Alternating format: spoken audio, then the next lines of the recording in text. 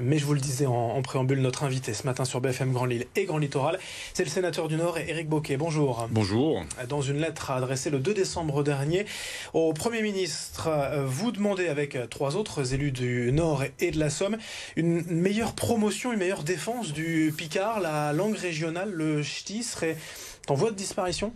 Oui, nous sommes adressés à quelques-uns, un collègue sénateur de la Somme, M. Laurent Saumon, Jean-Pierre Decolle, mon collègue du Nord, adressé un courrier à M. Castex pour demander que le picard soit reconnu comme langue régionale, ce qui n'est pas le cas aujourd'hui, au même titre que le breton, l'alsacien, le catalan. Et donc ça ne permet pas l'expérimentation, la mise en place de cours dans les écoles primaires par exemple, alors que les expériences peuvent se mener puisque certaines écoles, certains enseignants sont prêts à mener cette expérience. Et d'autant qu'on est en retard. Alors il y a certes le breton, mais là c'est peut-être un peu à part, mais même ici dans la région, le flamand, il y a des associations, il y a des enseignants, et le flamand parfois peut être enseigné à l'école.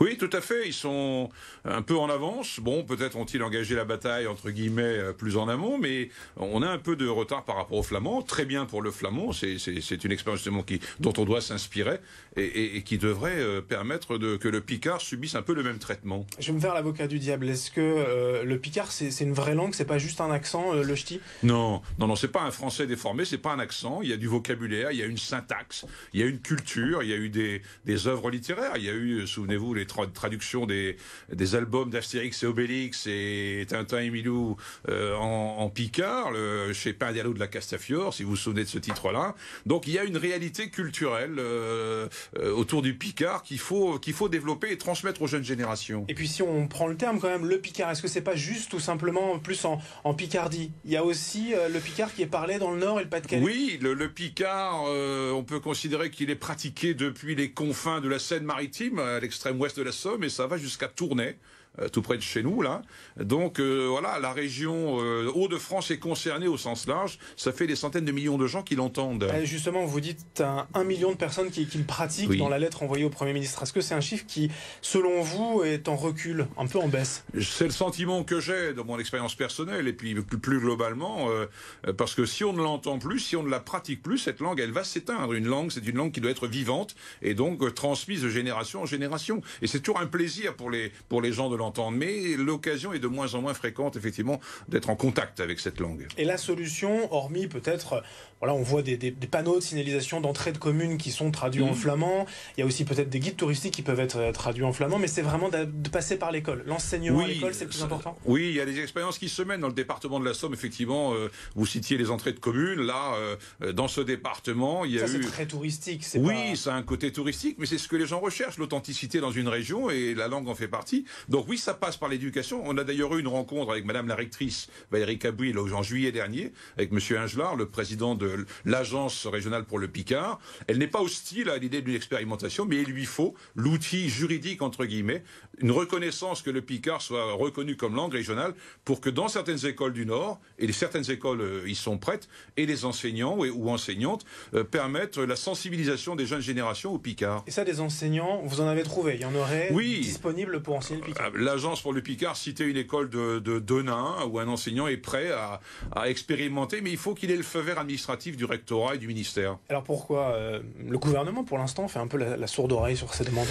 Je ne me l'explique pas vraiment, c'est dommage parce que ça représente du monde, ça représente une grande région et une vraie culture. Voilà, d'où ce courrier qu'on a adressé à M. Castex. Il faut peut-être une décision politique au plus haut niveau pour que cette langue soit figure effectivement au registre des langues régionales. Est-ce qu'il n'y a pas un petit côté ringard, même s'il y a 20 millions de personnes qui sont allées voir Bienvenue chez les Ch'tis, c'est un succès indéniable, mais est-ce que c'est pas justement quelque chose qui est un peu mis de côté, un peu dévalorisé quand on en parle? Ça a été dévalorisé certainement. On a assimilé, j'ai l'impression qu'on a assimilé le ch'ti, le picard à une forme de vulgarité. Et c'est tout à fait le contraire. Moi, je veux dire, les gens qui ont vu le film Bienvenue chez les Ch'tis, tous ces textes qu'on peut lire, ces poésies qu'on peut entendre, tous ces artistes que je connais dans la région qui font vivre concrètement le picard, c'est un vrai plaisir, un vrai bonheur, aucune vulgarité là-dedans. Et c'est notre patrimoine. Et à une époque de mondialisation, il y a besoin de racines, non pas de racines pour se fermer à l'extérieur, mais pour se faire connaître justement à d'autres régions, à d'autres pays. On a tort d'assimiler le ch'ti ou le picard à un sens populaire et au sens péjoratif du terme. Oui, absolument, absolument. Je me suis toujours battu contre ça, assimiler le picard à une espèce de vulgarité au sens étymologique du terme. Je refuse cette acception-là. Vous-même, Éric Bocquet, vous êtes sénateur du Nord, élu régional depuis plusieurs années. Vous avez déjà fait des discours en patois, en picard. Vous seriez prêt à monter à la tribune au Sénat, faire ce discours, peut-être revendiquer le picard à la tribune? J'en ai fait le pari un jour avec beaucoup d'amis. Alors, il paraît qu'on n'a pas le droit de parler autre chose que le français à la tribune du Sénat. Mais bon, on pourrait imaginer qu'à un petit moment, il y ait un petit écart pour valoriser le picard, effectivement, comme une langue qui transmet des messages et des valeurs aussi. Il y a l'exemple de la Bretagne. Alors, le Conseil constitutionnel refuse les écoles immersives. Mais en Bretagne, il y a des écoles où l'enseignement est vraiment fait. Comment ça se fait qu'il y a certaines langues, on évoquait peut-être le côté un peu plus positif des langues du Sud-Ouest, l'accent chantant marseillais. Comment on peut faire? Pourquoi il y a une distinction entre ces langues régionales? Je ne sais pas, peut-être qu'il y a eu une meilleure mobilisation dans ces régions, peut-être que c'est plus marqué cette culture, que ça s'est moins estompé au fur et à mesure de l'avancée de la République, pour laquelle j'ai plus grand respect. La langue de la République, c'est bien le français, mais admettre l'existence et le développement des langues régionales, c'est un atout, c'est un respect de la diversité de ce pays qui est une richesse infinie, quoi.